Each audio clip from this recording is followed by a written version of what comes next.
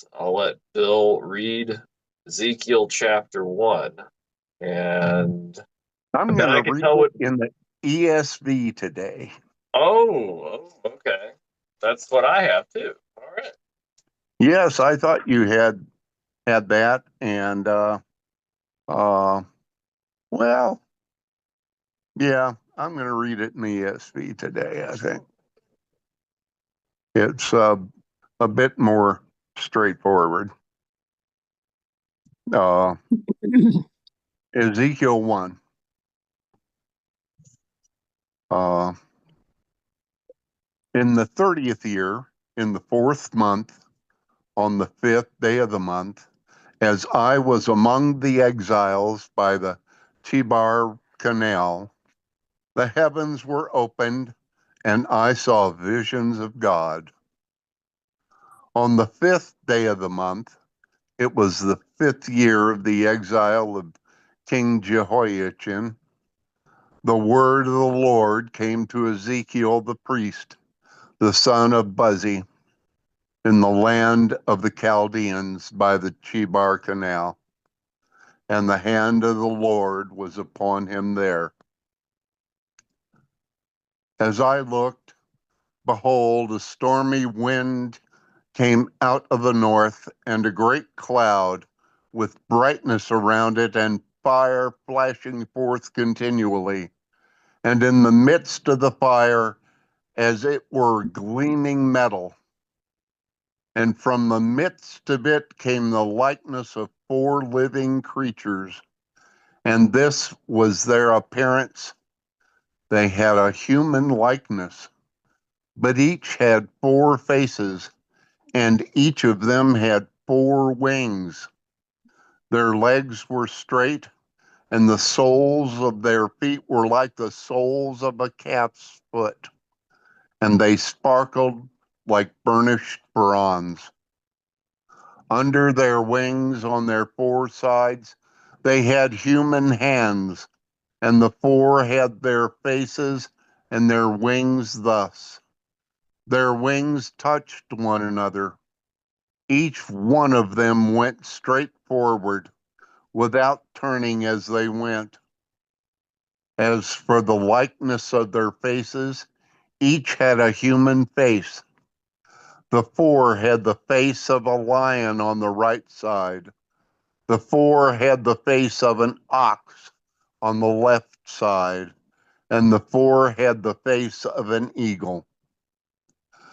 Such were their faces, and their wings were spread out above. Each creature had 2 wings, each of which touched the wing of another, while 2 covered their bodies, and each went straight forward.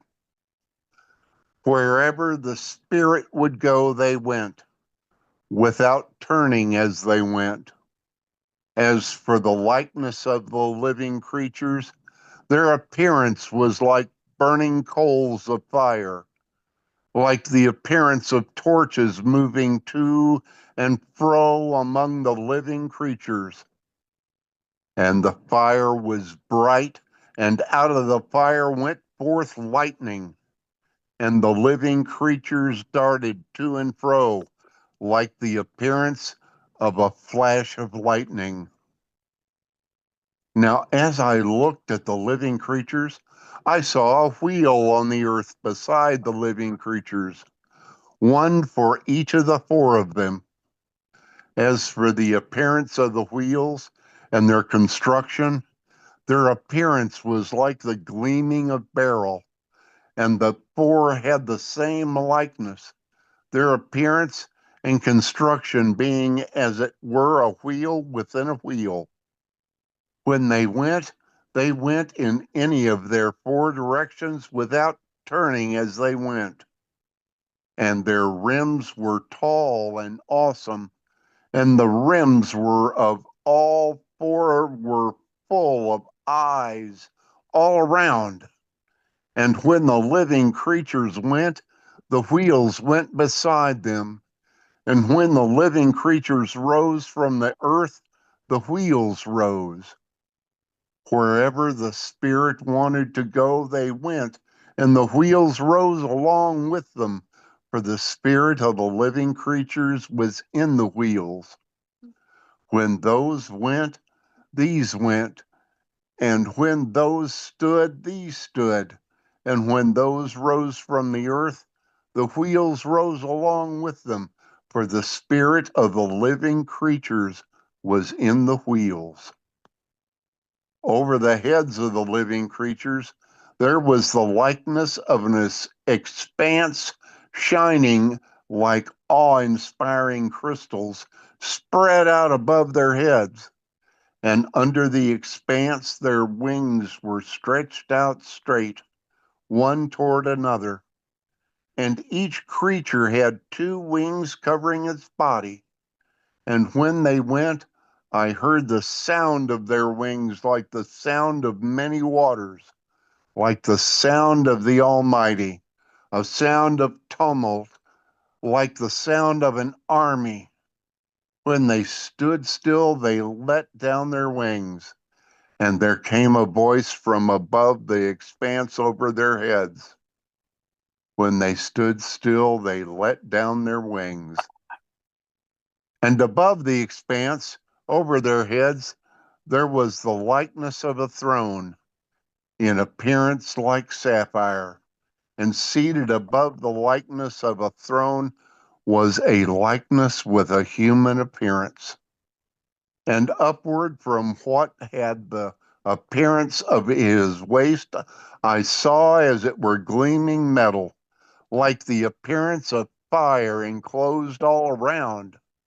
And downward from what had the appearance of his waist, I saw as it were the appearance of fire, and there was brightness around him, like the appearance of the bow that is in the cloud on the day of rain. So was the appearance of the brightness all around. Such was the appearance of the likeness of the glory of the Lord. And when I saw it, I fell on my face, and I heard the voice of one speaking. Oh, very good. Thank you, sir. Well, just some light reading there. Um, Huh. crystals and flying wheels and Wheels within wheels. wheels within wheels, wheels with eyes. So you can kind of see why this,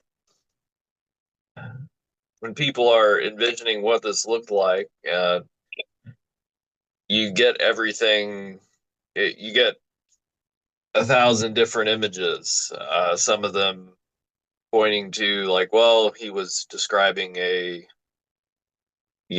flying saucer like craft with, windows all around it or something like that. And um, but what we can say is that God appears in a very dramatic way and uses some creatures and some, well, uh, flying objects to uh, convey this message. And this is Ezekiel's call, essentially, because he's going to be a prophet and he's going to, as most prophets had the task of doing, bring a message that would not be well received to the people, a message of warning. And as if we were to go on into chapter 2, he said to me, or he said to Ezekiel, Son of man, stand on your feet and I will speak to you. And so God begins to speak to Ezekiel and tell him what he's going to do and tell him that he's going to bring this message and that the people have it says hard foreheads, or they're stubborn and they're not going to listen to the message, but you need to bring the message to them anyway, even though they're going to choose not to listen to it. And then something I found interesting is chapter 3. Uh, the first part of chapter 3, God says to Ezekiel, "Son of man, eat whatever you find here, eat this scroll and go." So Ezekiel eats this scroll, and it's almost like a download of information, which is also kind of interesting because that's something that people that usually comes up with these kind of encounters, is that you get some sort of download of information or insight that you don't get from a traditional way of learning things. So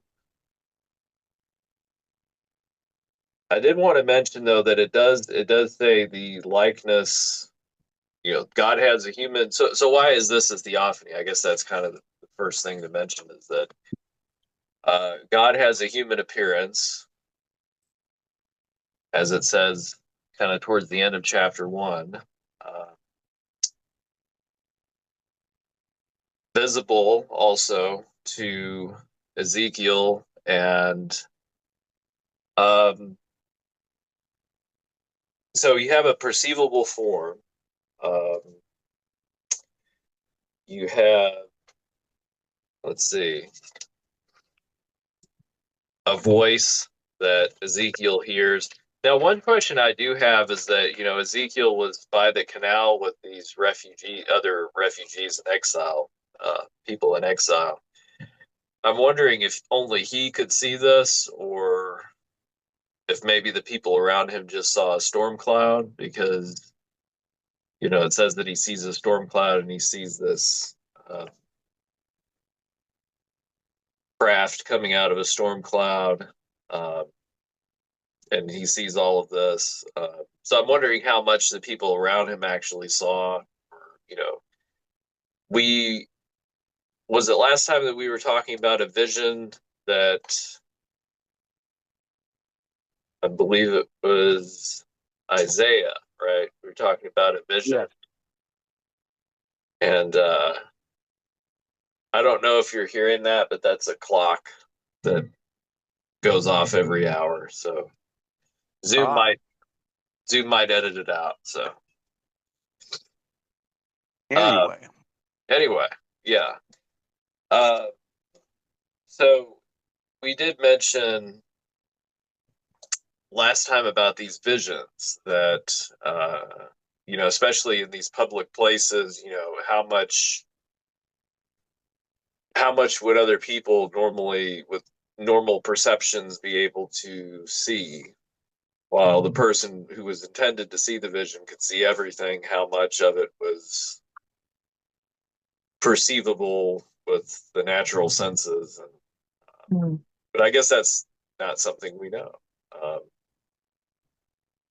I saw your I square light up, Bill. I doubt that I doubt that everyone around him saw that vision. I think that would be just particular to his call. Um, don't know.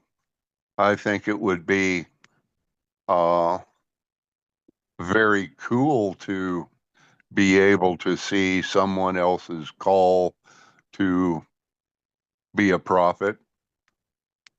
Uh, Now, something I wonder with these visions too is that if God is above time and space, or within and above time and space. So I'm wondering if this all occurred in what would be a normal person's time, of like a fraction of a millionth of a second, or no time at all. But because you would still wonder if you saw Ezekiel standing there just looking up at the sky for, an hour. If he was brought into some kind of other dimension where he could see this vision. Because it is in a public place, it is kind of out there in the middle of a refugee camp on the edge of a canal.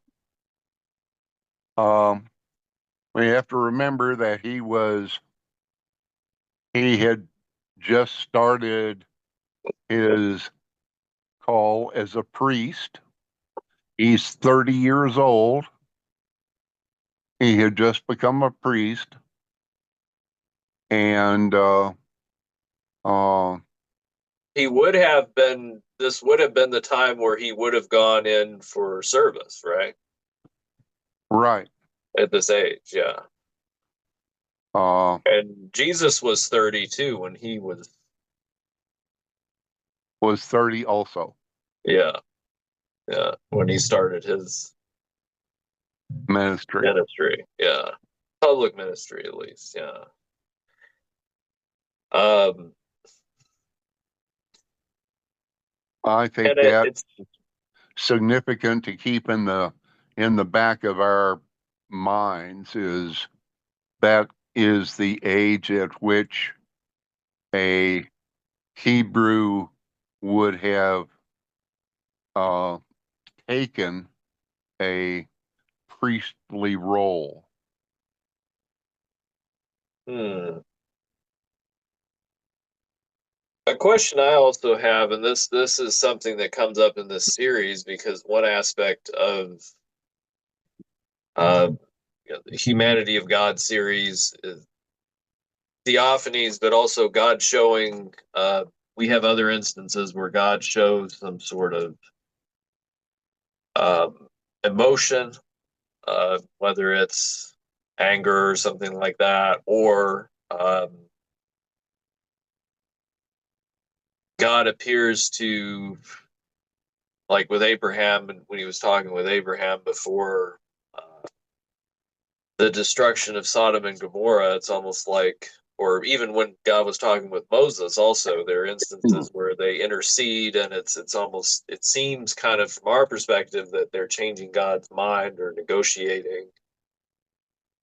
Um, I'm wondering that because it does seem like there is some emotion here in this encounter because God is appearing in this very dramatic, fiery way.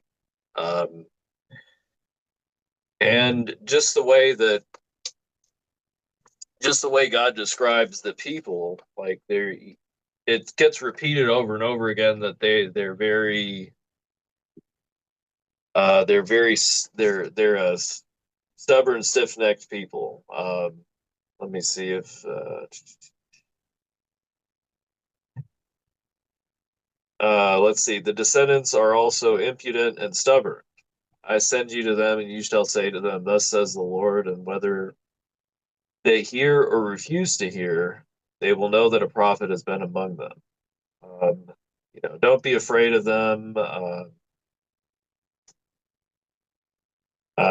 Don't be dismayed at their looks, for they are a rebellious house. Keep saying they are a rebellious house. They refuse to hear. Um, they have hard forehead.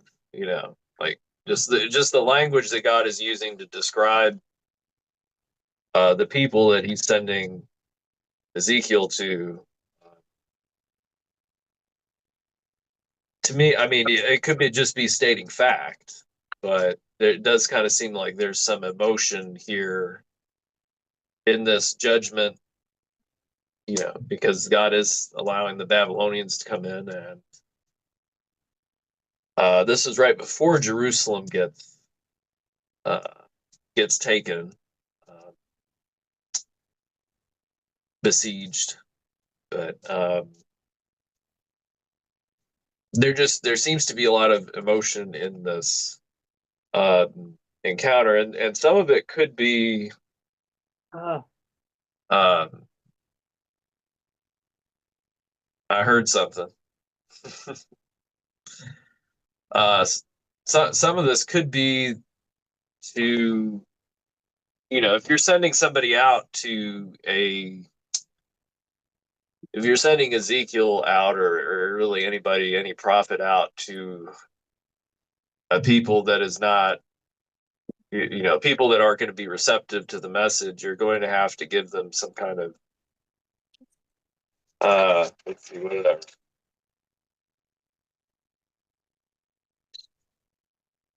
assurance. Ezekiel needs a vision to match his task. Ezekiel needs a powerful vision to kind of encourage him and give him the faith to go out, and because he's going to have to do a lot of kind of street theater type stuff, like, pointing to the judgment that's coming on the people, and he's going to have to do all these things that he's going to get a lot of ridicule, I guess you could say, and opposition. So God Well, appearing to him in this way really would. he is going to have a hard time. You have to remember that uh, this is Ezekiel is taken in the second wave of the Babylonians uh, hitting Jerusalem. The Babylonians first hit Jerusalem in 605 BC, and that's when they took Daniel and a bunch of other captives uh, uh, back to Babylon. And uh, that was Or, or Daniel was in the second wave, right? Because uh, Daniel's after no, Ezekiel. Daniel was in the first wave. Uh, Uh, and then in 597, that was when Jerusalem was attacked, and uh, uh, treasure was taken from the temple, and Ezekiel was taken in that second phase of attacks and captives taken. And then in 587, uh, um, Jerusalem completely fell. And that's when they burned Jerusalem. Uh, and they took everybody else. They left some people there, but they took everybody else. But Ezekiel went in the second wave. So, well, it was, you know, the the people the people had an idea of what was happening. They kind of felt, they may have felt a little good because, you know, the Babylonians didn't take them the first time. So they may have felt a little prideful that, oh, we made it. The Babylonians took us the first time, but hey, we held them off, and they only took some of us, and uh, we're here, and the Babylonians are gone, and so there may have been a bit of hubris uh, after um, that first. I started to say first culling, um, um, but they would have taken a lot of the best and the brightest uh, the first time around, and those who were left would have been, I think, kind of cocky. Uh, we're still here, and Yeah. uh, Well, and I guess the vision kind of is a humbling one too, I guess kind of in contrast to that. And it kind of shows, I guess, the big picture, it kind of shows God, despite all the chaos and stuff that is happening, because these are hard times, even though not everybody realizes it. well, they Uh, are hard times because uh, uh, Ezekiel is receiving his call to be a prophet as they after they have already been taken from Jerusalem. yeah, and he's seeing this vision in Babylon. Yeah. Uh, And that's something kind of significant because in the ancient world, the gods that people worshipped, or the deities and idols and such, there was kind of this belief. Now, the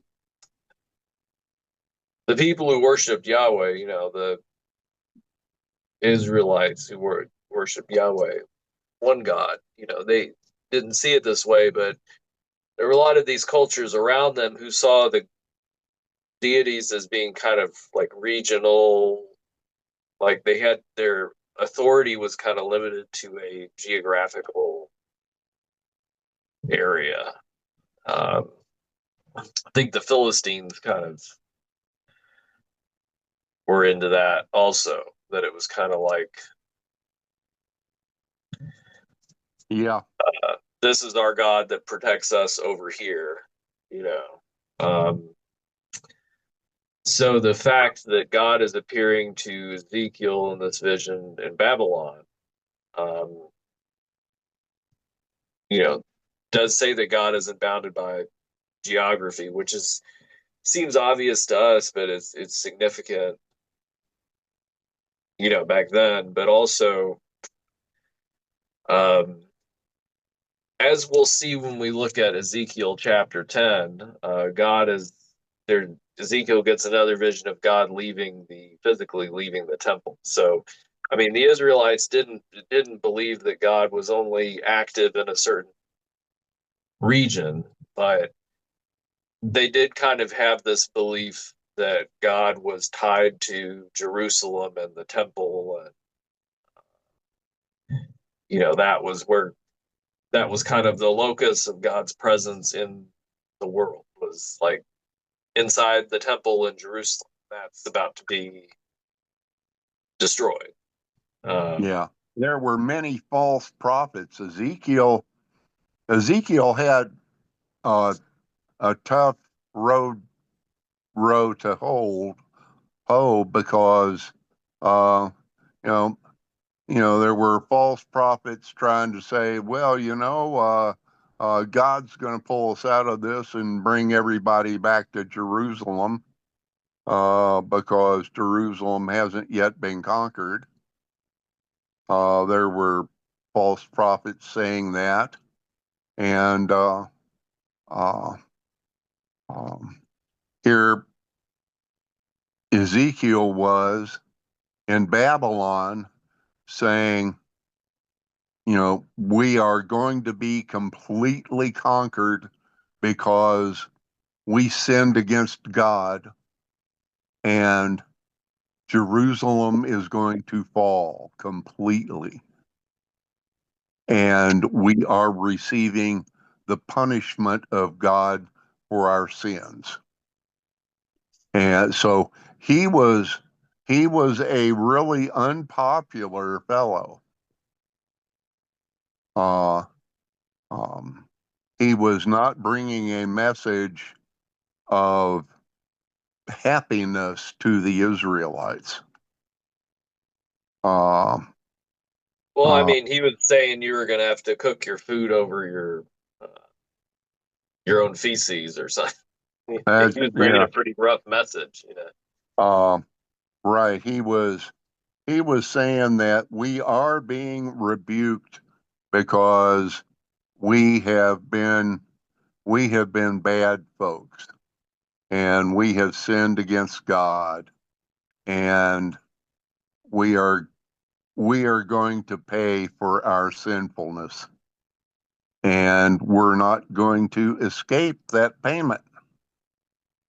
Uh, and was not a popular message. Hmm.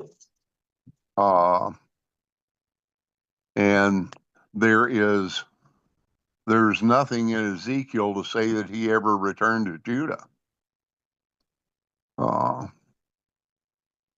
um, so he more than likely prophesied in captivity and died there. We know his wife died there. Uh, Hmm. uh, and we have to remember that, you know, the Jews were in exile 70 years. Uh, and that got got most of that generation dead. Yeah. uh, Now, do you see kind of this overarching theme as well of this God working through it? It's kind of a it's a, despite it being a warning and a kind of a frightening situation. It's also a sign that God is kind of an order in chaos thing. Um, I guess is a way to, you have God above all of the. At least that's kind of something that, you know, you have these wheels and this kind of the storm and this um, turmoil, and but you have God seated above it in a throne. Um, to me, that kind of points to God being, well, I mean, in the chaotic situation of the exile, you know, allowing the exile to happen and still working through the chaos and bringing order in the midst of it, you know, because God's plan is still going. But, you know, this exile is happening, and it would kind of seem like, especially with the temple getting destroyed and Jerusalem eventually getting destroyed, um, that you can't really rebuild from that, you know, or there wouldn't really be a path forward from that. But you kind of get this feeling that it's not necessarily that it's something God would want to happen, but that God is able to work through the fact that the people were rebellious and that they were prideful and that they did go into exile, but, you know, God worked through all of that. Um, so I find that interesting. Uh, um, what do we? Well, yes, there is that. What do we think about God showing Himself to Ezekiel the way we have Him? I need to put in some eye drops. oh, okay. Into the crocuses, I guess. Right? Uh, Yeah, why appear, that's kind of always the question with these is why appear this way and in this time.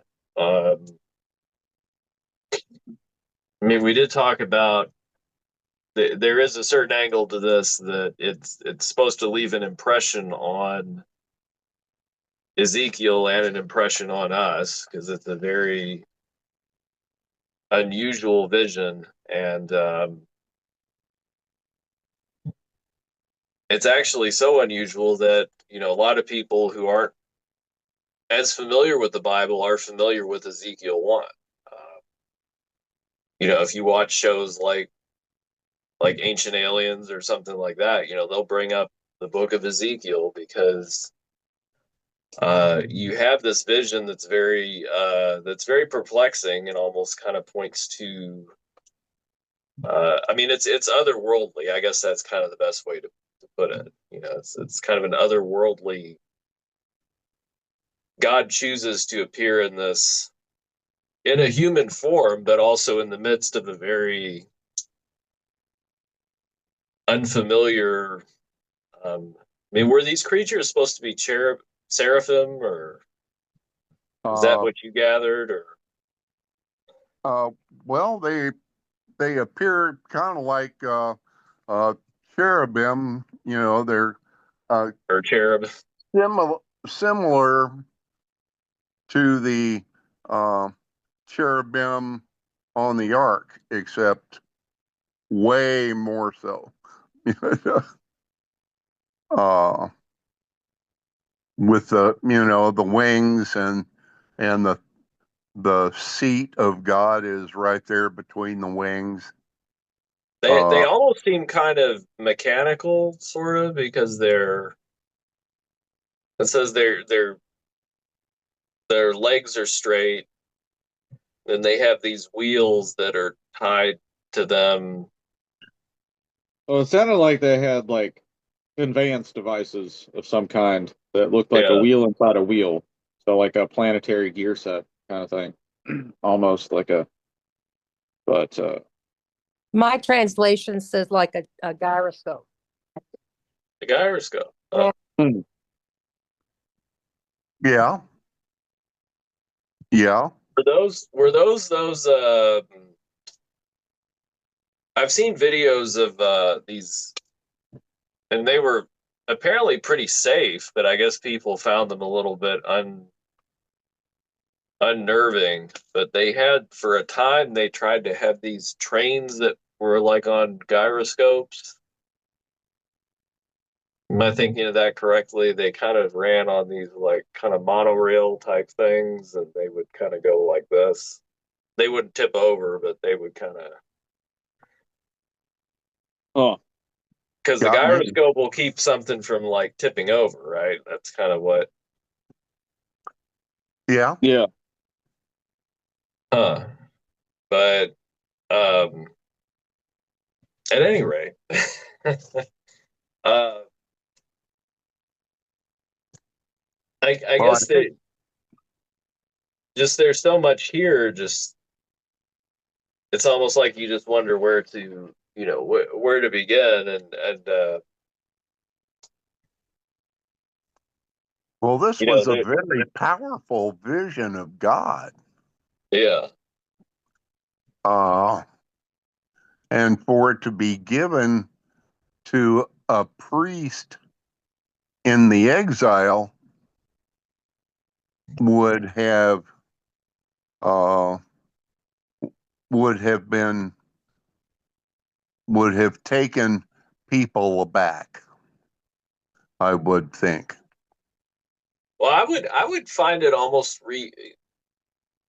a reassuring message, because it does show that,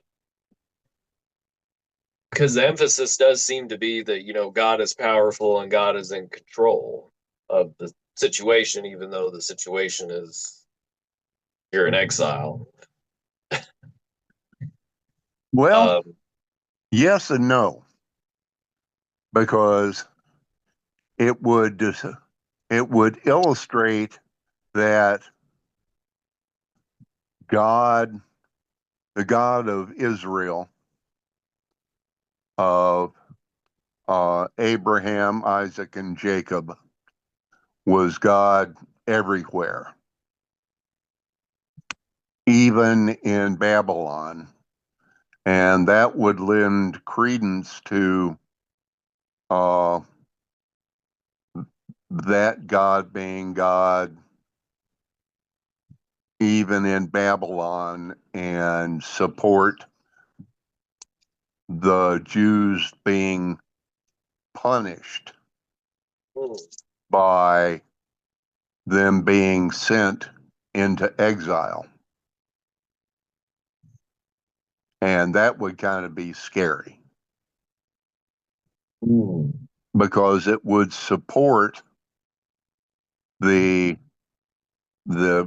whole, yes, we are being punished as a nation.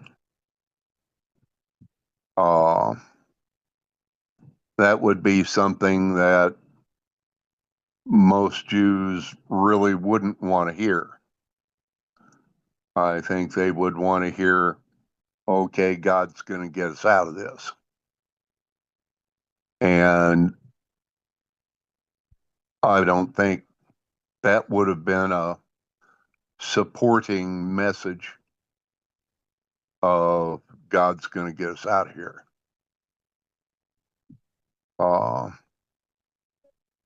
Really powerful, yes.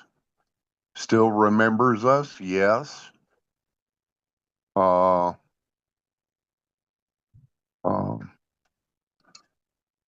really ticked off with us, yes.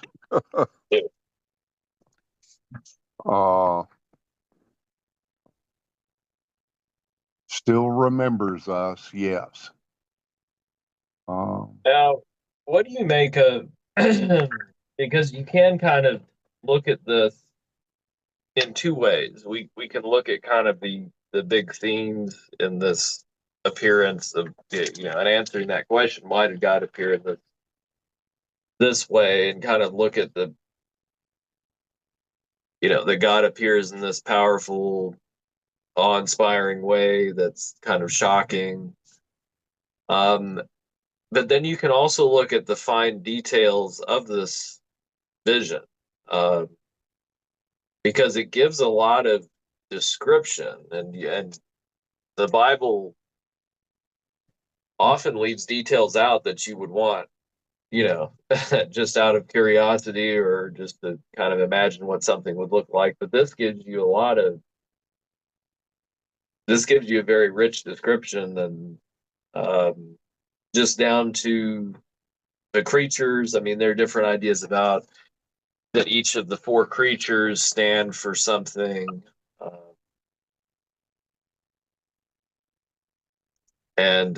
But also something that stuck out to me was and this might be a minor thing or a minor detail, but the whole throne of sapphire, because can't remember which episode it was, but Moses brought the elders up to Mount Sinai, and they had a picnic with God, I guess, and there was a sapphire pavement. So I'm wondering what the whole, sapphire, it's the color of the sky, or, blue. If there's some sort of symbolism there that we're supposed to get, or something we're supposed to get out of that, or is it just, do you see anything in these, like, details of this, like whether it's the cherubim and their appearance, or the sapphire throne, or, Well, I've done a lot of talking. Does anybody else have any thoughts?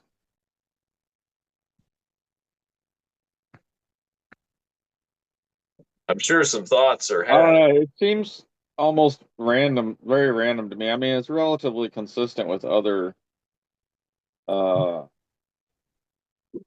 other things in the Bible, like appearances of angels, I suppose. Um, it does very much seem like that first description is like like a spaceship coming down through the clouds, right? Um, Yeah, that's why a lot of but people like are interested in this. yeah, but is an interplanetary species really going to use like conventional rockets? Probably not. Yeah. Um, but I mean, when was this description written? I mean, along, before rockets for sure. So, Yeah, it doesn't mention rockets though, does it? It does right, mention but I'm fire saying being they like his around stuff. description wouldn't have been colored by like an influence of a knowledge of rockets. So, Yeah. um,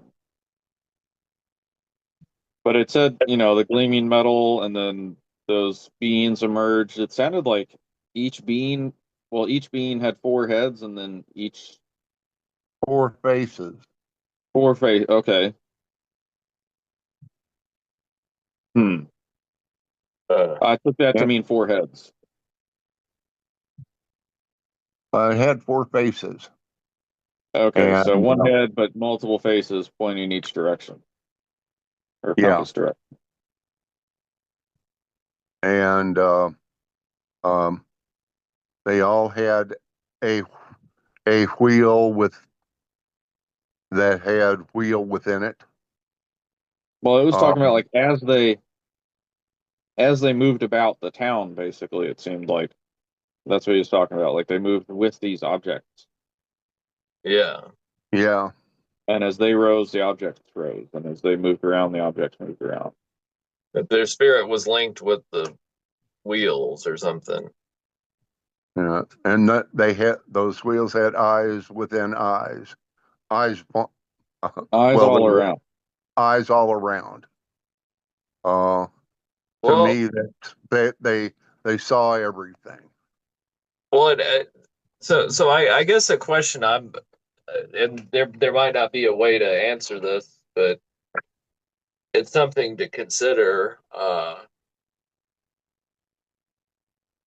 When prophets or anyone would see a vision, then they would try to describe it. They would have to use existing language and use existing things. Yeah, I mean, if it was Yeah, cameras, they wouldn't have the word for camera. they would call it an eye or something. Yeah, yeah, And I was thinking that as God was well. frequently described as flying on a. There was a another passage I believe in.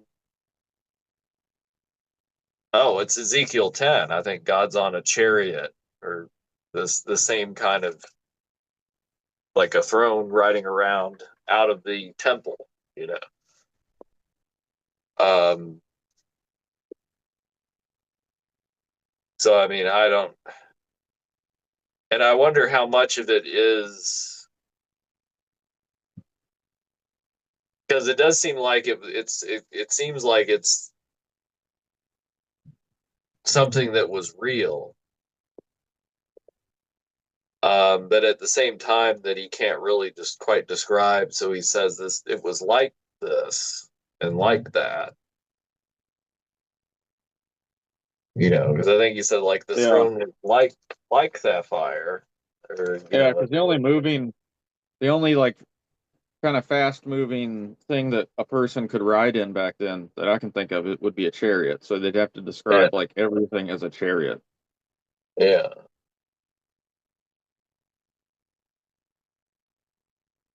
Well, and the other question I would have is, and this is something that I've often wondered. Um, God appears to people. And, I mean, we've seen this throughout the series. God appears, the angel of the Lord appears to people in different ways. There's really no two interactions that are exactly the same. Um, God could appear as a burning bush. Um, God can take different. God doesn't have, God can appear in a certain form, but at the same time, Mhm. not limited to form, but almost like the form is to a way to communicate something to us. Whatever form God chooses is particular to that message. But we're not supposed to associate God with a form, you know. We're not supposed to make an image and say, like, this is what God looks like. Yeah, it's interesting that it was 4 of anything, because I can't really think of any other instance of 4. 3, 7. The 4 directions. I mean, yeah. Well, I mean, they do use terms like the 4 winds in the Bible, Hmm. like directions. So it could be something that get tied to this whole geography thing. But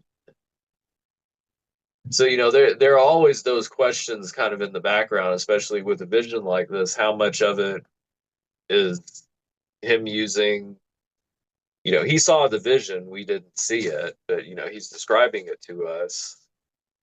Well, if How you much of if it you was, yeah.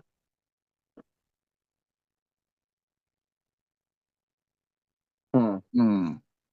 Because God can appear as a Mhm. burning bush, but God is not a Oxen. burning bush. Yeah, so it was eagles, oxen, human face. Is that right?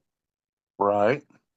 And what Yeah, I else? had that somewhere in here that each of those could mean something.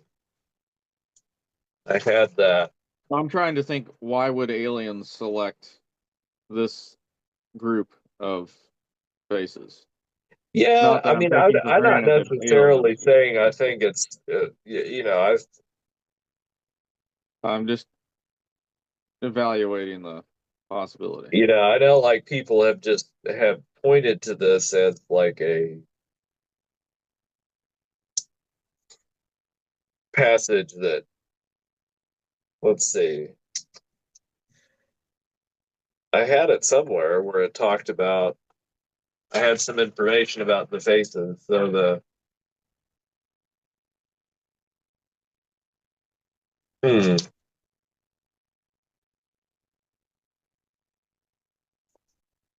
well, I think they each have some kind of virtue tied to them, right? The eagle, the eagle, the ox, and the Lion. lion. The lion would Um, probably be strength, right? I would think the ox would be strength. Or the lion would be courage. Yeah, I suppose. Yeah. Not if you watch The Wizard of Oz. Wither of that's what I was saying. And then the The Tin eagle is Man and the like perception or yeah, something, eagle and is the human perception, is right? wisdom. I don't know, maybe Yeah, I can thought. see that. Yeah. Um, Hmm. I guess the thing that also throws some people with, especially if you're looking at this and you have the idea of the spaceship in your mind, the whole gleaming metal and The noise that it makes. the noise that it makes as it rises off the ground, and it's I mean, it is pretty interesting. It does describe a large metal object coming down with fire, and then yeah. creatures emerging from it, and it describes them as creatures. And there have been sightings of craft coming out of clouds. Like I'm not saying, yeah, I mean, not other places in the Bible, but uh, like in modern day and hundreds of years ago, it was frequently that if some anomalous object was seen in the sky, it would often be coming out of a cloud or be surrounded by clouds. And I only know this because it's kind of a hobby interest of mine. It's these kind of supernatural things or these kind of unexplainable things I often, just kind of have an interest in. And yeah, just the way it's described, just it hits a lot of points that could kind of take you in that direction. But Yeah. yeah. Thank you. What do you make of, because this isn't the first chapter is just the beginning of this encounter. This is Yeah. just God making the appearance. We didn't really even get to the message he was supposed to give, because God starts talking to Ezekiel and starts telling him, you need to tell them this, and they're not going to listen to you and they're going to oppose you, but don't be afraid of them and just tell them what I tell you.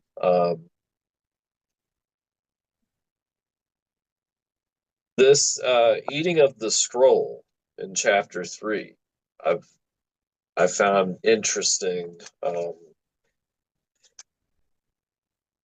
Now we don't really know. Well, Ezekiel was a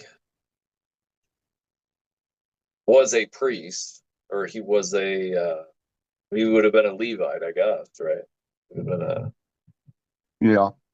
one, but what was their education level? I mean, they would have had some education, but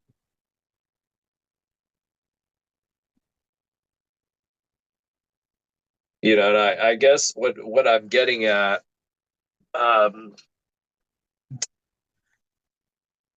it often seems that when God sends people on a mission or a calling, they get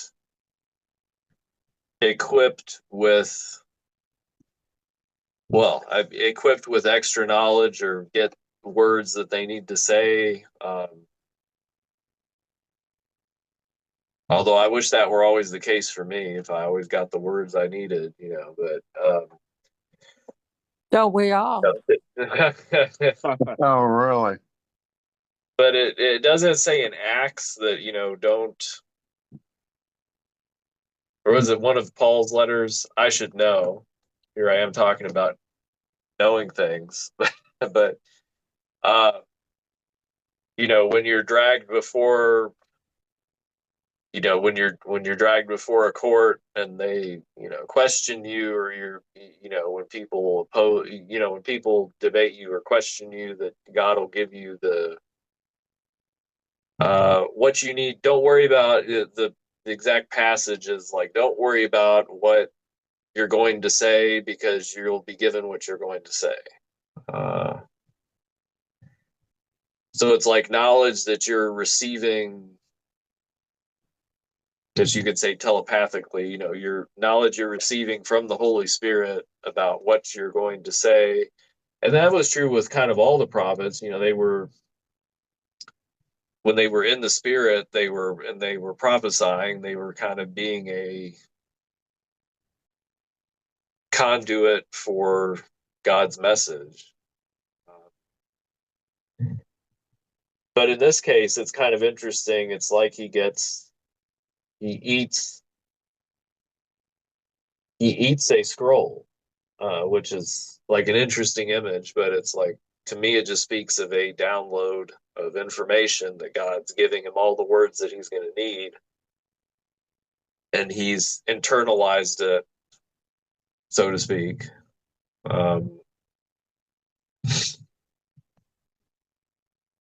Have you all read that part yet, or did I kind of read it earlier? Yeah, it tastes like honey. Tastes like Yeah. honey. Yeah, he ate a scroll and it tastes like honey. I'm wondering if that's something we should we take that literally? Could it possibly mean anything else other than literally ate the paper? Yeah. Well, That's it the, does that's describe the taste. I don't know. I mean, yeah. I'm just wondering. Feed your Because, belly with this scroll. yeah, and make a Fill your meal of it. stomach with it. But isn't there only one? Yeah. So what do they do now? He ate it.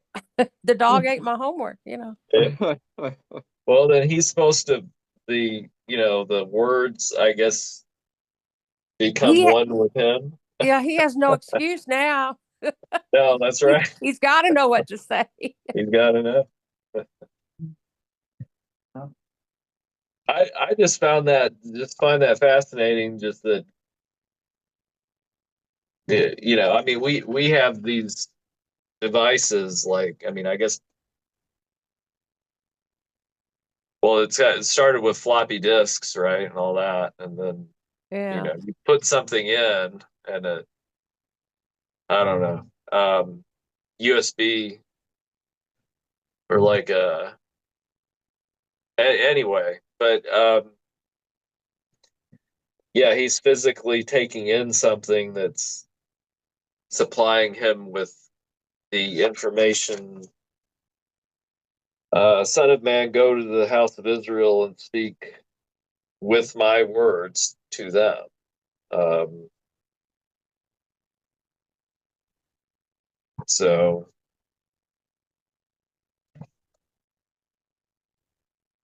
I don't know. If I don't know how literally it's to be taken, or if he actually experienced this and it was something just to reassure him that he's going to have the words. Because it's different if God just tells you, like, yeah, just go and you'll have the words to say when you need to say it. I don't Versus, know. I think this is probably just a case of like kind of in like biblical transmutation, where you're supposed to. I think you're supposed to take it literally as just kind of like a God thing. But like, yeah, he ate the scroll. Yep, and then yeah. just Uh, that's my thought, is that it seems like there are definitely many things in the Bible where you're just supposed to kind of be like, yep, that's just the choice God made in the story here. But hmm.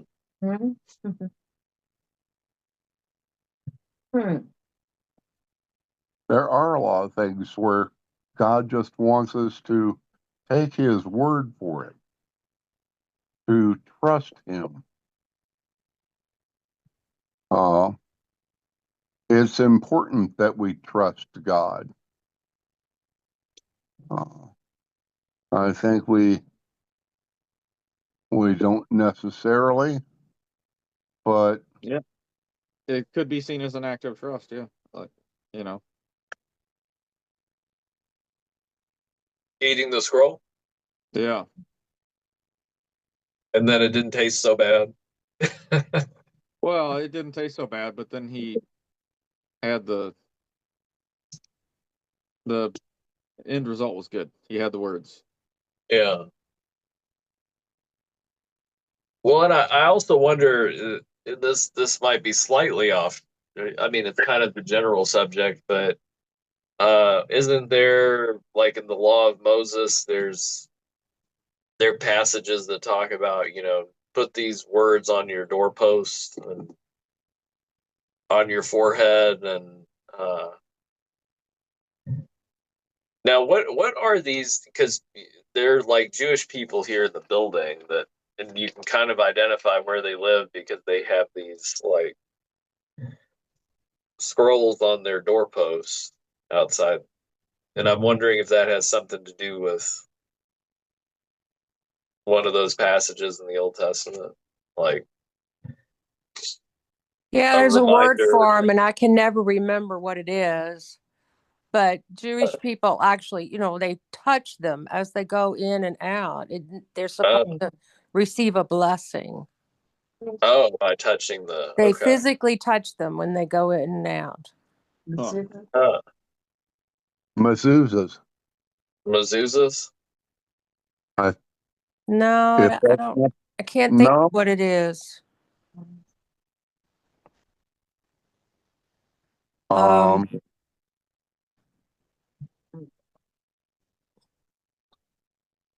Huh. Yeah, I can't Google it because I'm on my phone, but Oh yeah, me too. Well, but there is, some of I them mean, look I like wish I could scrolls. remember the word, because a Jewish woman owned this unit before I bought it, and I left it on the doorpost because Jesus was Jewish, and I figured, well, why not? So the Jews in the building haven't come and forced me to take it down because I'm a Gentile, so I've left it there. You uh, defiled it. That might be the whole problem. I don't know. Mhm. Well, some of them that I see actually look like scrolls, but then Okay. some of them are pretty. You see different designs, like Now some that of I them are. haven't noticed, but you see more of the building than I do. But yeah, I mean, just in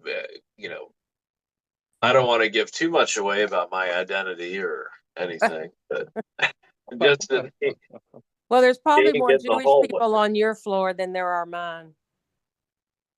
Well, I don't know. I'll have to. Well, I became familiar with it when I was in Jerusalem, the hotel we stayed in, and Oh, they had them. every door had one. Oh, So okay. when the Oh, bellman came wow. in, he touched it.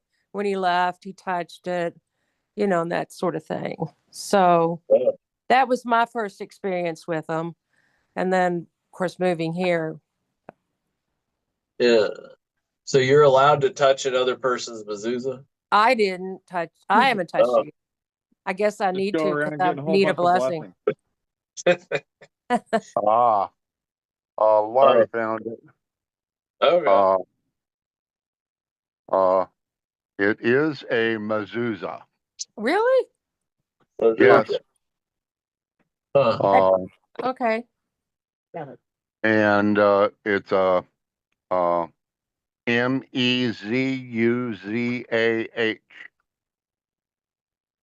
Uh,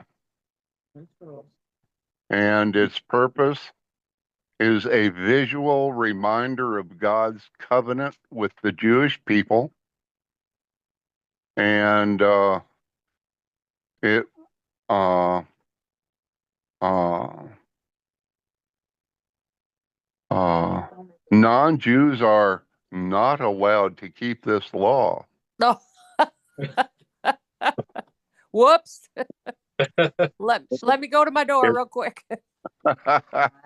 It says, because the mezuzah represents that special covenant between Jews and God, non-Jews are not allowed to keep this law. Well, I don't believe that, because uh, uh, it is uh, to remind us that we are to write God's laws upon our heart. And I believe that that is not only for the Jews, but for us as well. It is for all of God's people. Well, And it could be a thing where they think you're not supposed to, or Yeah, I like that theory. Yes. that yes, maybe I we could like have a little mini Bible and have it on the door. What do you think? that. Like the ones we used to get at Kresge. Oh, yeah. Were those those were really tiny, weren't they? Yeah, they were little bitty. Yeah. uh, Was that a uh, whole Bible and like a little? It was like that big. No, I think it probably only had John 3:16 in it. Oh, I mean, I don't remember that. I don't know. Do you all remember, Bill and Laurel? I don't. I certainly. yeah, those little bitty teeny. Yeah, teeny tiny ones. Maybe I Psalm 23 and 3. uh-huh. oh, I vaguely remember those. That was Yeah. a long time ago. Yeah, you're really dusting the cobwebs off now. But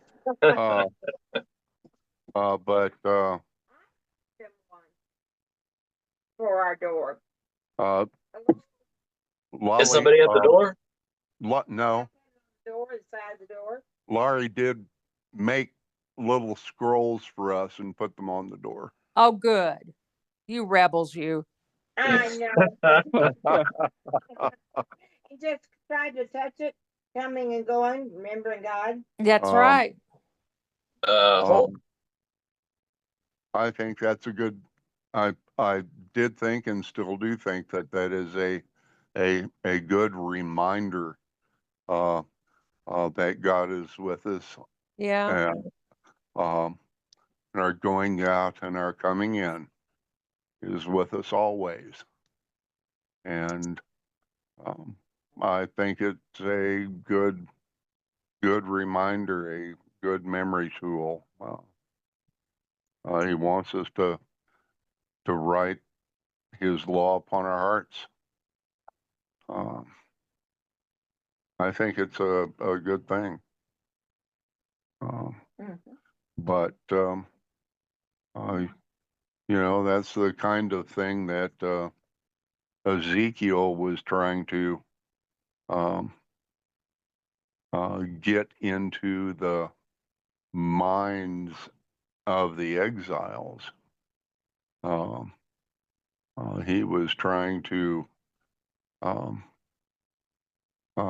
get into their minds that God was there with them. And they were in Babylon for a reason. That God was not, they did not leave God behind when they left Jerusalem.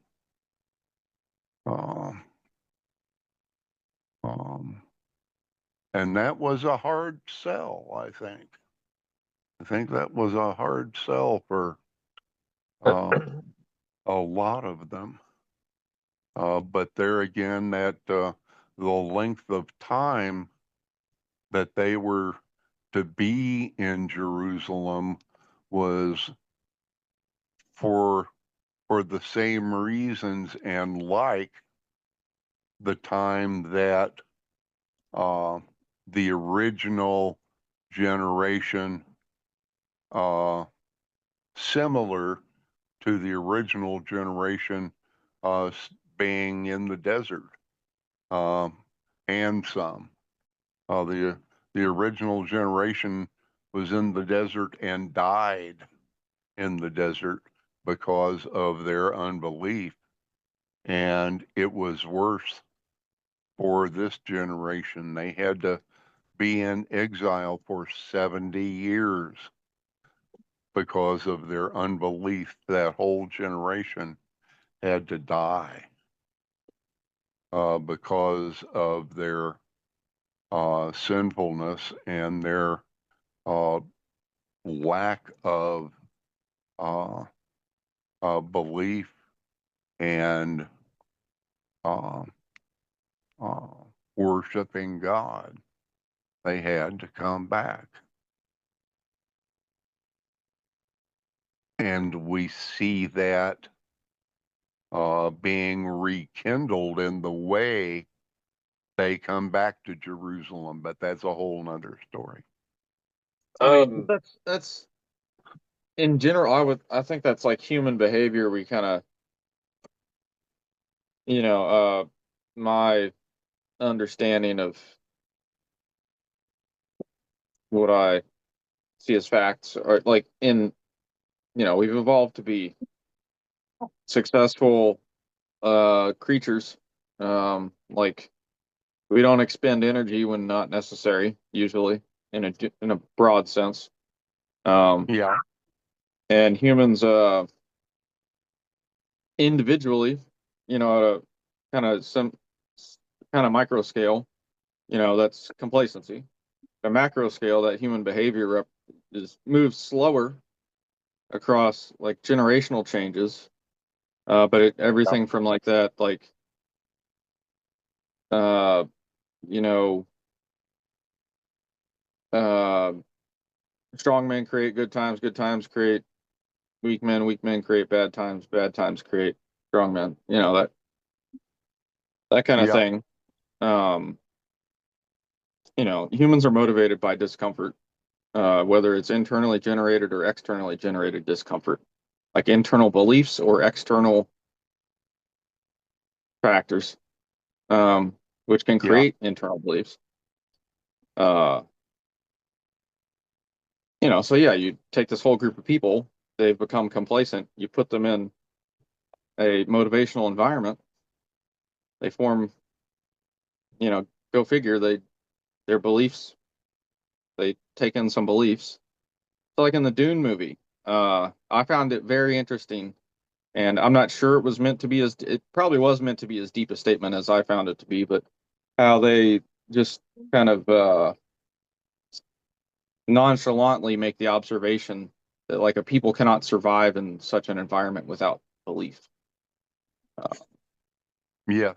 You know, and just the fact that belief is what makes the difference between no, I mean, so often makes the difference between succeeding and not succeeding. I mean, it sounds kind of simple, but belief is the I guess willingness and desire to do things that aren't necessarily perfectly um, logical, which is kind of a, you know, you have to persist in things, and but I think maybe most importantly, belief is the ability and willingness to do something even when you don't understand why you're doing it. So you're relying on other people's understanding. Like if you are growing up, like you're instilled with a set of beliefs and like traditions and like cultural values. Those are all beliefs, and you don't understand them as a child or even as a people, maybe. Um, Yet they represent uh, collective solution to problems that people no longer ask, or Yeah. questions that people no longer ask because they've been solved and inculcated into people through these sets of beliefs. Anyway, yeah. Yeah, that makes sense. Um, just to ask this question, there isn't anything on your doorstep by any chance, is there? I assume you're not meaning mine. Well, that would be something. I wonder if that would even be possible. I guess it would be. Yeah, I mean, you could create like an Amazon JP account and order stuff to my house if you really wanted to. A person detected at 451, but Now I'm gonna get tiny weird items on my doorstep. You're gonna get lawn gnomes and all that delivered. Yeah. Uh, Bill, is there anything on your doorstep? I wanted to make sure because I was trying to check. I You're will just go. worried about suspicious packages that sometimes it's a trend. You know, could be an explosive. I only wanted to make sure because it would be very, very much past due if it was, but I would expect it to knock on the door or something. But behold, I I'm stand gonna at the go get door. some sort of piece of food from the kitchen because I have had a breakfast bar thing so far today. A breakfast bar thing so far today. Yes, I will return shortly. All right. I might pause this if we are Pause this. pause I will this. go check that and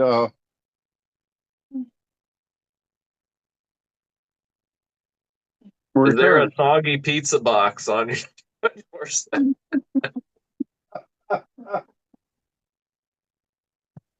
Because at this point, it's probably going to be pretty soggy, I think. Oh. This says there was a person at 503, but it looks like the mailman is putting mail in the box. But I don't know why he would ring the doorbell. It says doorbell. And I didn't hear doorbell.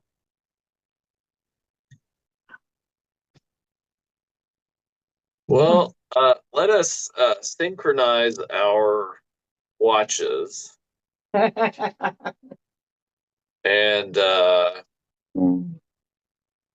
I will return in. What do we want to return in 5 minutes or Bill says nothing there. nothing there? Uh-oh. Well, rats. That's not good. Well, Went to the wrong house. We've had mice once in a while, but no rats. Well, it said it's been prepping for an hour or something, but I was like, really? I didn't know if they're like tracking tools down or something. I don't know. I'm gonna have to Maybe they say didn't know. something to this pizza place. Oh, softly thoughtful. Have you paused it yet? Oh, I haven't paused the recording yet. Because I was going to say something if you'd paused it. I'm about to pause it. I can pause it for about 5 minutes. Would that be all right? Sure. Do we want to synchronize our watches? I have like 9 after. Oh, okay. What do you have? Okay. 9 after. 9 after and 25, 26, 27, 28, 29, 30 seconds. Sound about right? You're killing me, William. So I'll just start a stopwatch when I say, and then we'll return in 5 minutes. Or you can stay, but I'll stop the recording for 5 minutes. Okay. Okay. All right. Ready? And we're back for the concluding part of our look at Ezekiel chapter 1 through 3. And is there anything more that could be said about the symbolism or the message of the I guess the message, well, I mean, there is a message that's being delivered, but the message being delivered by the appearance of God in this way, because I guess that is part of the message,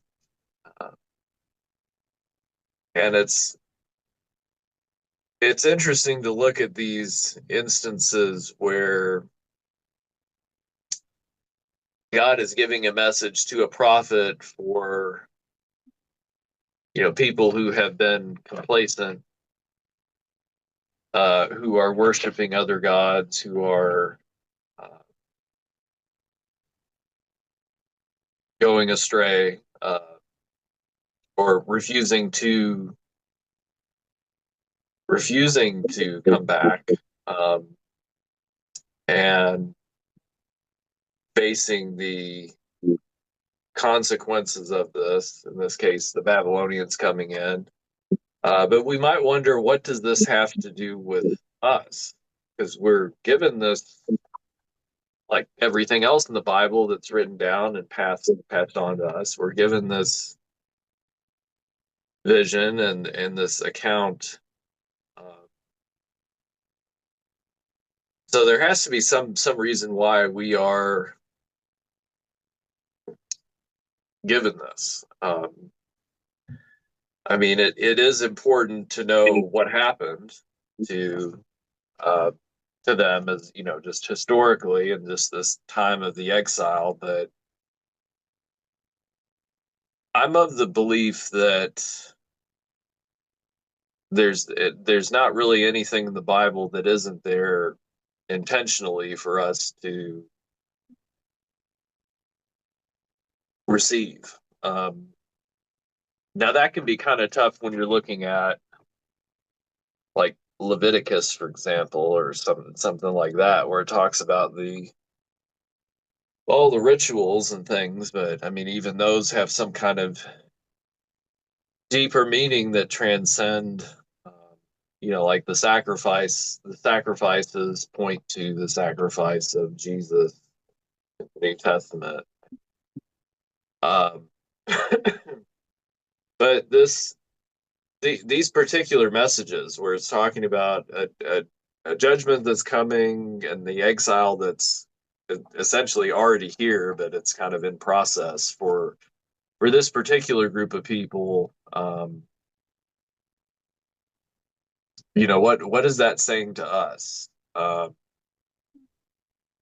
As we'll see when we look at Daniel, the book of Daniel, you have this thread that you could see as an application for us is like, hope in dark times, and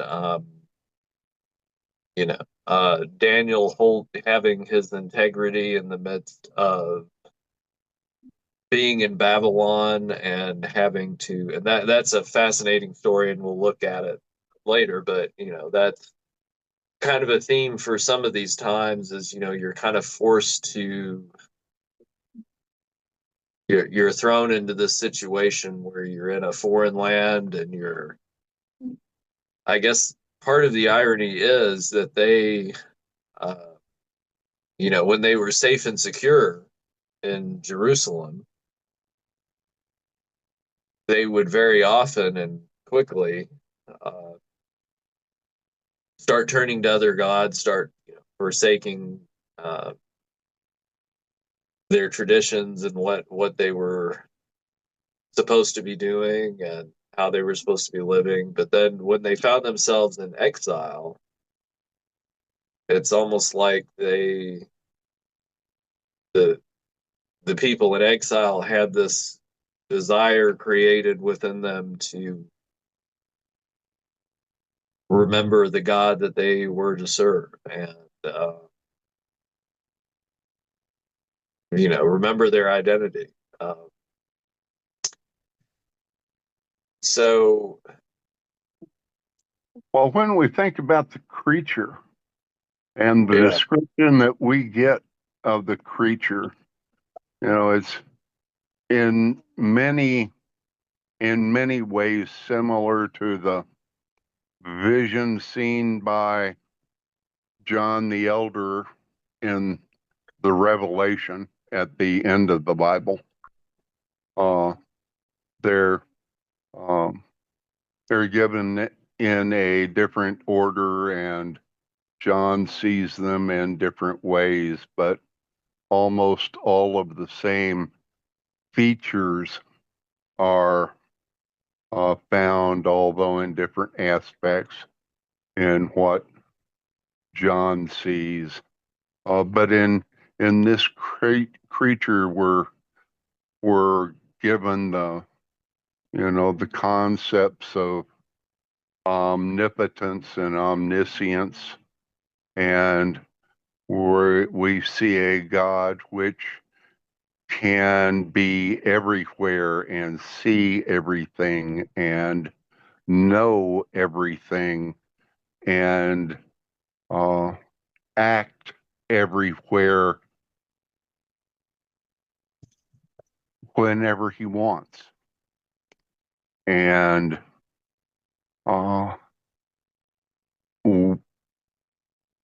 Ezekiel needed to know that and needed to be able to convey that to the Israelites.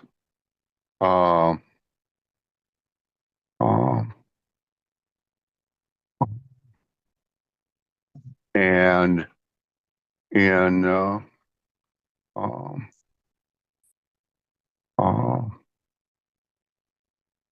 as he so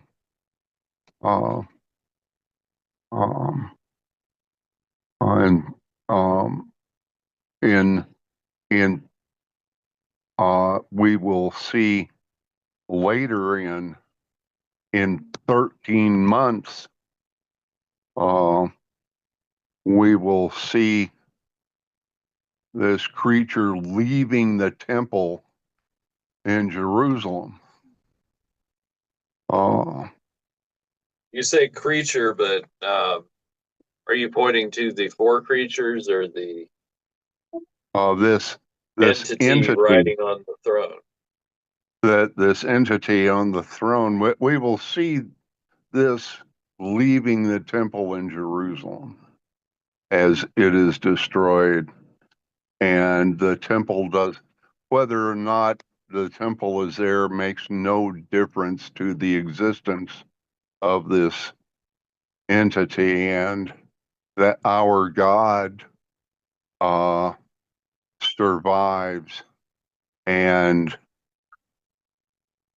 the temple makes no difference.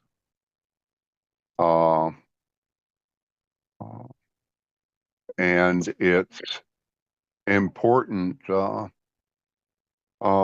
we know that our God is with us wherever we are.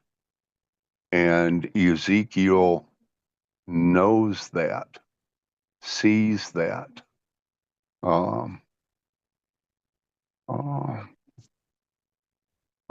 With us through changing circumstances and places, and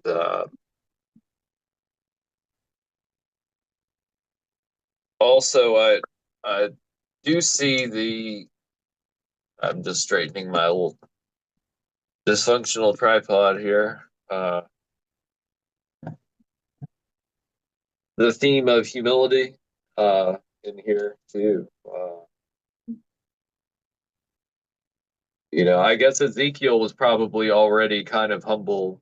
That's probably why he was chosen. But the people, kind of over and over again, God is mentioning that the people were prideful and stubborn and stuck in their ways, and that they wouldn't listen to him,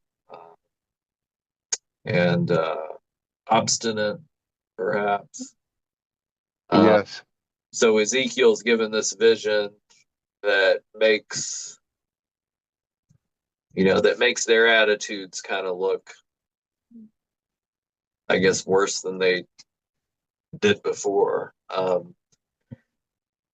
So I see humility. That's something that's we need to always remind ourselves of, and the dangers of complacency that we talk about so often. And well, one other thing, and this is something that might be I see it as an application, but anytime God takes these forms, has some kind of human-like appearance, I guess it does serve as a reminder of God's connection to us, and also being made in God's image, and so you have kind of the contrast of this powerful vision and this all of this stuff that's happening, but at the same time you see a familiar form in the midst of it, and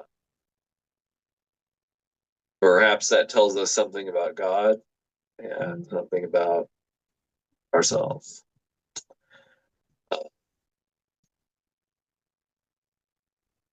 Well, it's important that we respond to that form. And one of the reasons I believe that they spent so long in exile was that they had become so callous. They had become so wrapped up in other gods and other habits.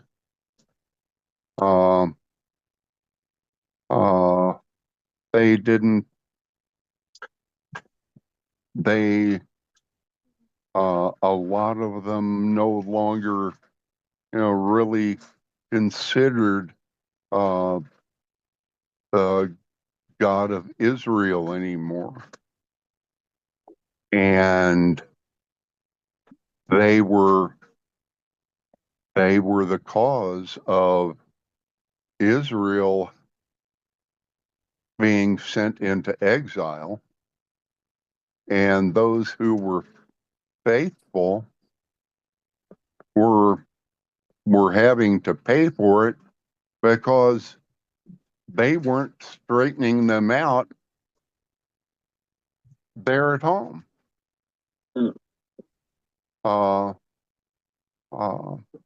They were just letting these people be and letting these people worship other gods, not setting them straight. They were letting the people follow false gods, and that was not pleasing to the Lord. And I have to wonder,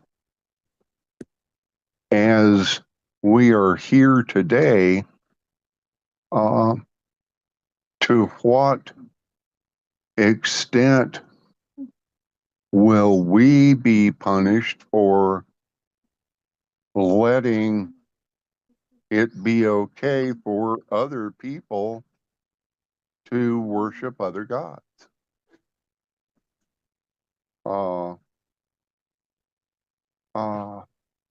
Can I help you, honey? It's time to take another pain pill. Well, I don't think we're held responsible for other people's beliefs. Um, Well, it is interesting that, yeah, I mean, I do agree that we're not held responsible for their ultimate decision, but it is interesting how I think it says it. I think God says later on. I didn't mean to call God an it, but later on it says something. It. I keep saying it. The Bible or the Ezekiel chapter 4, I think. It's later on where it talks about the responsibility to warn others, that you have a responsibility to present them with facts, or to present them with present your them with beliefs. the truth, and But, then what happens from there is on them.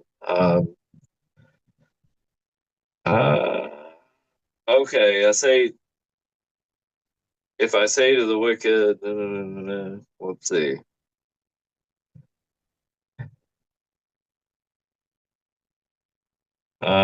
You shall, let's see. But if you warn the wicked and he does not turn from his wickedness or from his wicked way, he shall die for his iniquity, but you will have delivered your soul. Where do you read that? Where's that? That's chapter 3, verse 19. Okay. So it's saying if a righteous person turns from his righteousness and commits injustice, there's a lot in there, but if you warn the righteous person not to sin and he does not sin, and he shall surely live because he took the warning, and you will have delivered your soul. So basically it's saying that you have an obligation, I guess, to say something, but their ultimate. And I guess we have to be careful too, because this is the Old Testament. But Jesus does mention something like this, right? That I Yeah, do believe Jesus mentioned something like this. At least Paul does, I think. we're responsible for our people. Yeah. We're responsible for our nation. They are, each nation is one big family. And whether we like it or not.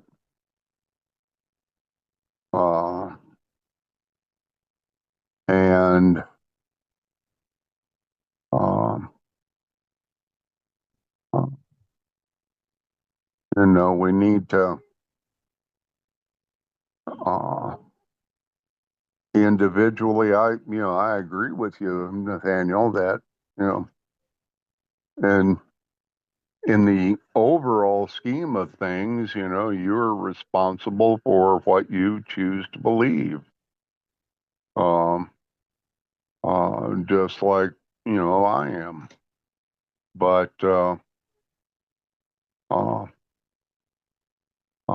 as the way I look at it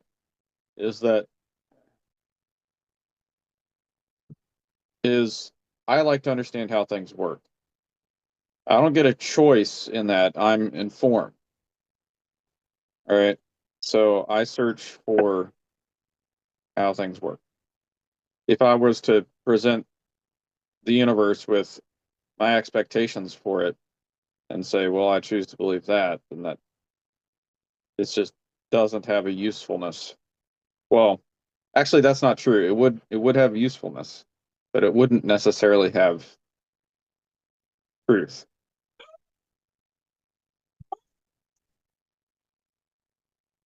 It could potentially have usefulness to, like I was talking about belief, the power of belief, right? yeah.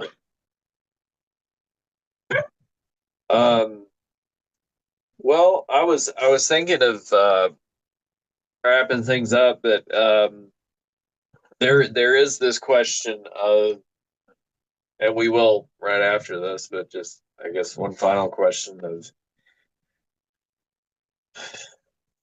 you see the prophets in these old, well, I mean, in these verses where it talks about, you have this kind of responsibility.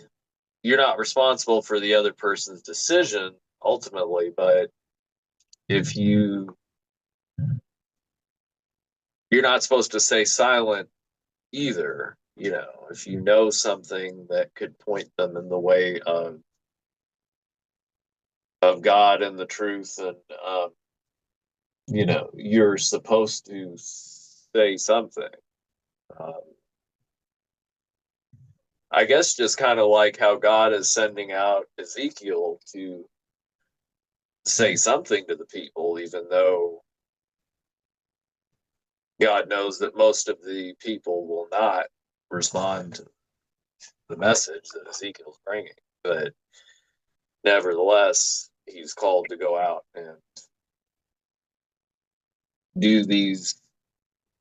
Ezekiel does a bunch of dramatic kind of performances that point to what's to come, and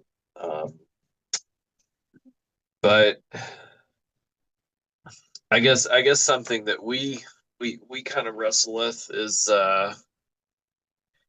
how, and it could be dependent on the context and who it is, also that, but um there are certain situations where it would be good to mention something, but it's not. I mean, especially in our society, or I mean, in other cultures around the world, it's similar in different ways. Well, and I mean, if you go into a country that's where it's illegal to speak about this. You know, you have that dilemma, but here, you have the, how much do you say in different situations, if you know that, if you have something that might help somebody, that, but it's not. I guess it could be, it might be different if you're in a professional setting, and you That's true. There's way too little detail in that edict. yeah. Because there's also the concern, like, okay, well, because the situation that just ran through my mind as you were talking was like, okay, well, say you're in a position where you're going to get killed if you talk about Christ or something, right? Right. But the Bible also says, like, well, you should stand up and not renounce the Lord. Okay, but what about if by renouncing the Lord you're able to live longer, which makes a lot of sense in that circumstance, and then do a lot of good for the Lord in the Yeah. future, which you wouldn't have been able to do. So where's the Or even a less dramatic version of that would be like you're in some kind of position of like? Is authority, there any? let's say, Yeah, is there any like pick your battles situation for that? Like, is there any like let me exercise some actual wisdom here in this decision instead yeah. of just like Well, persisting, I mean, like blind? I guess the perfect answer would be would be well, I mean, this might not help that much, but it's What if someone else dies as a result of you saying yeah. that you believe in Christ? Yeah. Well, What I are you mean, supposed to do? I know that ideally, if we were perfectly in tune with the Holy Spirit all the time, we would know exactly what to do. But, we're not perfectly in tune. So, Yeah. uh, we're gonna mess up at some point. Just our human nature, we're gonna either overstep or understep. Because I guess I was thinking, if you're in a position of authority and God has put you there, and you could do, yeah, I don't know. But in this country, you you could get fired, or removed from office, or removed from something for if somebody reported For, you for, for yeah. speaking about Christianity,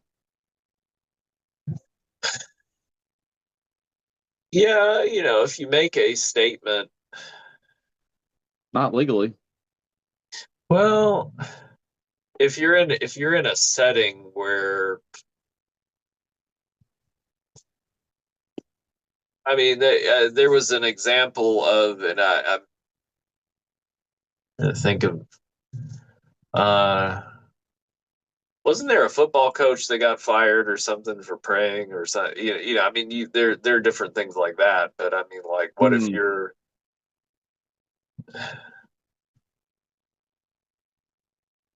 I don't remember that. If that happened, I don't remember.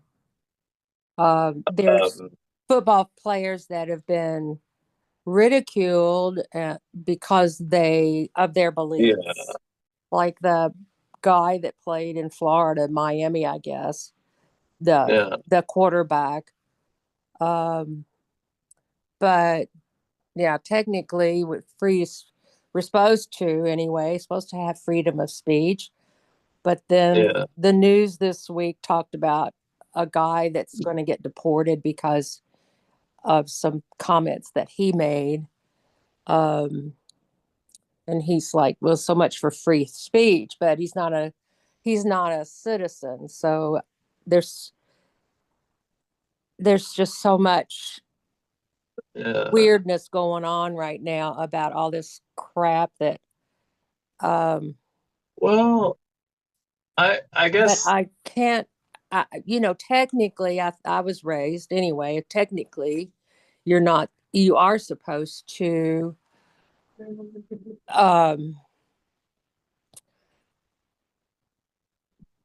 um, try to, what's the word, witness to yeah, sinners, to try and to encourage them to see a better way, which would be the way of Christ.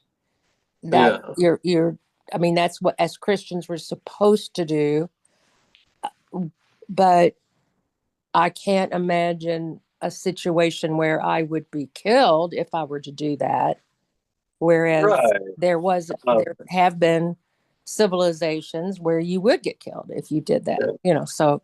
Well, I guess an example might be like, let's say you're a public school teacher Well, somewhere, yeah, yeah. Because if everybody and you're not used that hard supposed and to fast, talk about, If you right? wanted to post the 10 Commandments or something, yeah, that well, or cause a even if problem. there's a student that's like struggling or something, and there's some kind of encouraging word that Bible verse you want to Well, share with them, you can't. but that's I don't know if like there would be a difference between being a teacher, like a public servant, and uh I can't think of the exact word, not expounding, but like I don't want to say foisting, but like there's a very fine line. Well, there's not even a line. It's a gray.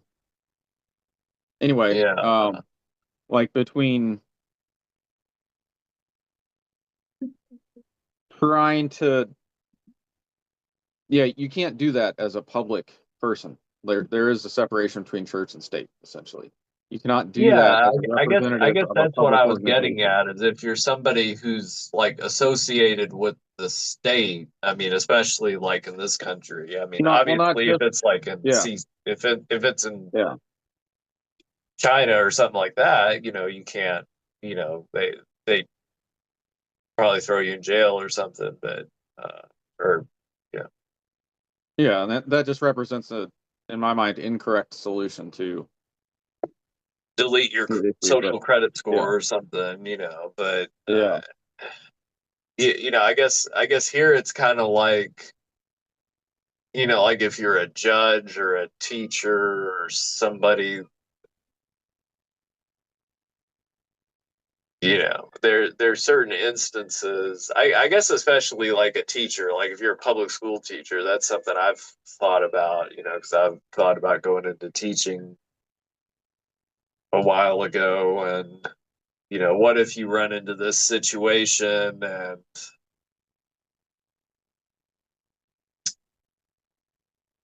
even if the student is fine with it, if the parents find out, they could turn you in and, be like, why are you teaching my kid this stuff?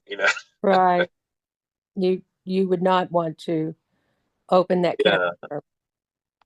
Now, I did teach at a Christian school, so it wasn't like an issue, but if you're a chemistry teacher at a public school, it's like, why don't you stick to, they might say, like, why don't you stick to chemistry? Or, it's like, I mean, these are just hypothetical situations, but I'm sure it's come up. But um, anyway, so some to think about at least. And uh, I mean, you'd be surprised at the situations you could get into where Why is it important that we recall these things?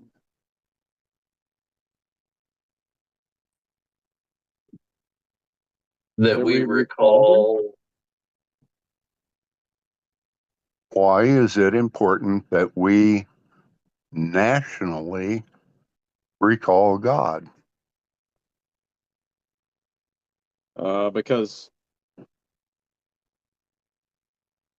it's pretty accurate solution to the problem of how to live effectively. Okay. That's definitely on a practical level. That's definitely part of it. Then, Oh, that's me. That yeah. was my answer only. Um,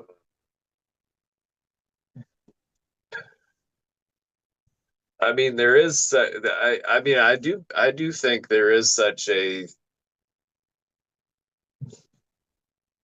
and it gets hard when you get when you read into it too much, because we're not the ancient Israelites, and our kingdom is different. The kingdom of God is different than a nation. But I do think that God can bless a nation that is generally turned towards God, if that makes sense. That's kind of vague, but but yeah, the values, I mean, the values and the virtues for sure, and that's beneficial for a society. But you know,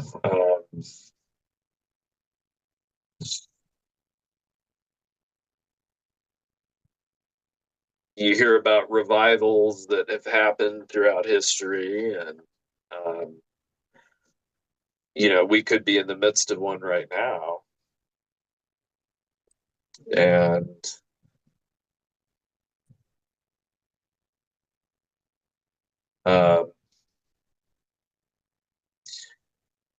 well, I think this is something that will definitely come up in the next discussion, because we're going to be talking about Isaiah. We're going to be talking about Ezekiel 10 and God's presence departing from Jerusalem, from the temple, and the significance of that. And we see direct connections with the faithfulness of the people of Israel and in following God, and what happens to them as a nation. Not just the external consequences of, do they get invaded and go into exile or not, but also just well, if we look at the time of the judges, it was like a chaotic time, and there was a lot of lack of law and order, and there was a lot of crime happening, and it was a dangerous time to be alive. So, but I do think that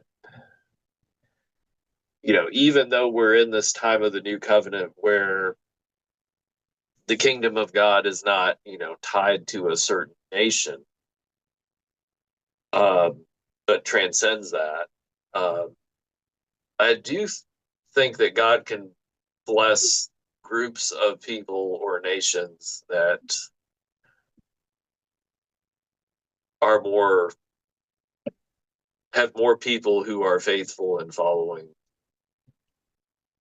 God. So spiritually, mentally, and in the physical sense as well. Yeah. Yes. Talk more about that next week. Yeah. So yeah, but write a post-it note and save that. I was thinking about what you were saying as you were saying it. I was thinking it's interesting how like I was talking about how and that particular part of what I said was like almost an exact quote of something I read, but like about how traditions are solutions problems or questions we no longer ask. Mm. And I mean, same thing is for beliefs for the most part, like cultural values. Anyway, but it's interesting that we have, like, as humanity has progressed through the ages, we've gone towards a monotheistic religion from polytheism. And so as we've like sort of perfected our solution to how to live, it's become a more kind of like grand unified theory, as it were, into a monotheistic grand unified theory instead of a polytheistic, all these separate theories. So it's very similar, almost to like quantum physics and general relativity. And they're searching for how physics is searching for that grand unified theory. And just belief systems have, on average, trended towards a single, more perfect set of rules or solutions. Yeah. I see what you're saying. I am sorry if I had vanished from the screen. Yeah, Are you still everybody there? Oh, everybody vanished. Oh, well, that's not good. I'm making my way down because it's I look down and it's like after 10. It's like, what's going on? Yeah, 10-10. 10 you all. 10. Yeah. And it's much later where you are. I am due to do a thing. So do we Oh yeah, the dog thing? yeah, the dog thing. So that concludes. Here, I'll pop in really quick here. That concludes this discussion for chapter 6, part 61, episode 61. There, I found the word. And we will have more Ezekiel next time. So that concludes the recorded section part of this. And Bill, you can do your sign off if you wish.